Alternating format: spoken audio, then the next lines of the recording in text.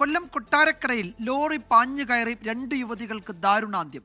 Bus കാത്തുനിന്ന Panaveli സ്വദേശികളായ സോണിയ, ശ്രീകുട്ടി എന്നിവരാണ് മരിച്ചത്. ഒരാളുടെ നില ഗുരുതരമാണ്. അപകടത്തിന് പിന്നാലെ ലോറി ഡ്രൈവറും ക്ലീനറും ഓടി രക്ഷപ്പെട്ടു.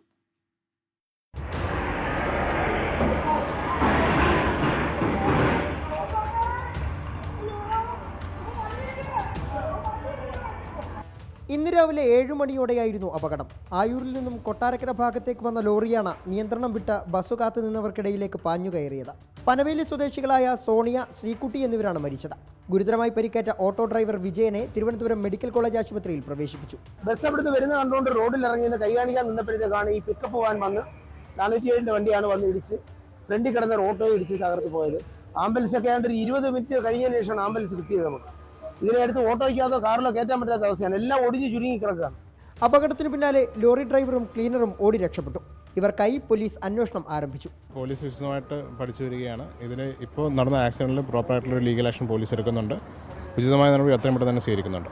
കൊല്ലത്തെ സ്വകാര്യ ആശുപത്രിയിലെ നഴ്സാണ് സോണിയ. ശ്രീകുട്ടി കൊട്ടാരക്കരയിലെ ബേക്കറി ജീവനക്കാരിയും. മൃതദേഹങ്ങൾ പോസ്റ്റ്മോർട്ടത്തിന് ശേഷം ബന്ധുക്കൾക്ക് വിട്ടു നൽകും. 24 കൊട്ടാരക്കര.